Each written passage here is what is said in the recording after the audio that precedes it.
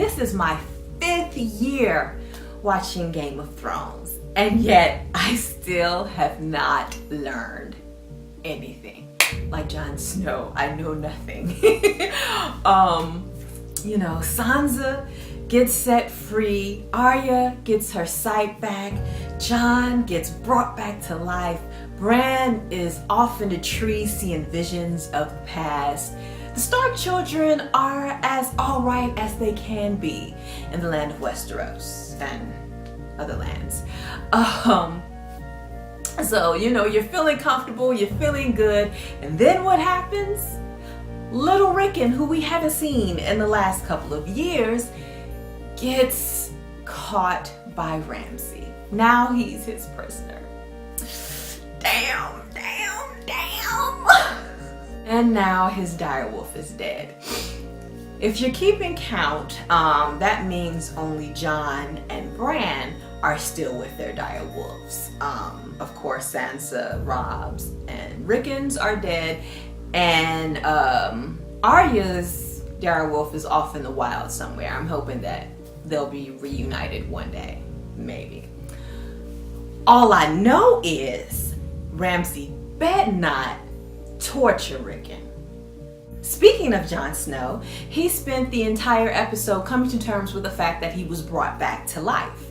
He killed his murderers, some rightfully frightened that he was standing before him, others defiant until death. And once the deed was done, he handed over the reins of the Night's Watch to Dolorous because his watch has ended. Which is true. He was only supposed to serve in the Night's Watch until he died. There's nothing in the oath about what to do if a red hoe brings you back to life. Arya got her sight back after learning how to function without it. I believe that all of these things that have been happening to her is, serving a purpose of distancing herself from who she used to be. The problem is, I only care about who she used to be and how she fits in the overall story. If she has absolutely nothing to do with the story, then why should I care? She has to be more than just a faceless assassin.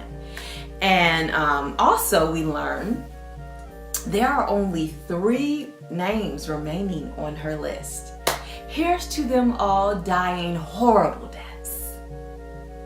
Bran continues to see visions of the past. I guess through him we're going to discover what really happened to Lyanna, who is basically the reason for an entire war. Robert's rebellion started when he rode off to save her when she was kidnapped by Prince Rhaegar, which is Daenerys' oldest brother. He ended up killing Prince Rhaegar, and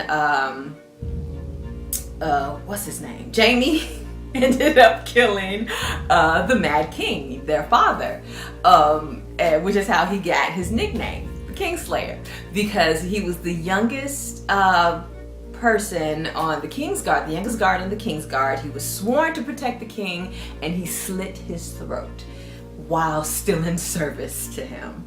No one has ever trusted him since.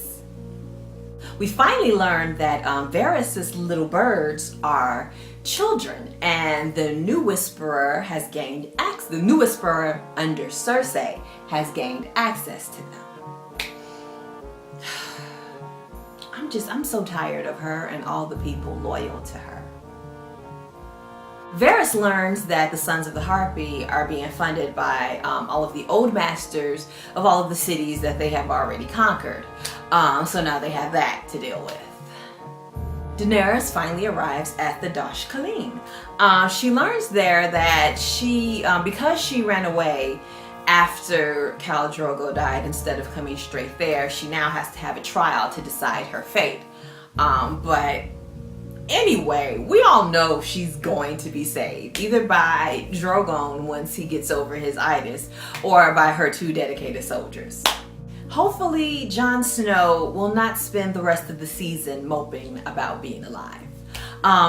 I personally hoped he runs into his sister, saves his little brother, and reclaims the North.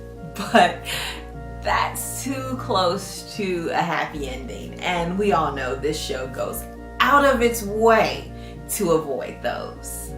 So were you screaming and cussing at the screen when Ramsay caught Rickon? I know I was. I just don't know how much more of this I can take. Oh, let me know in the comments. And remember, sharing is caring, because his watch has ended. Gotta go. See you when I see ya.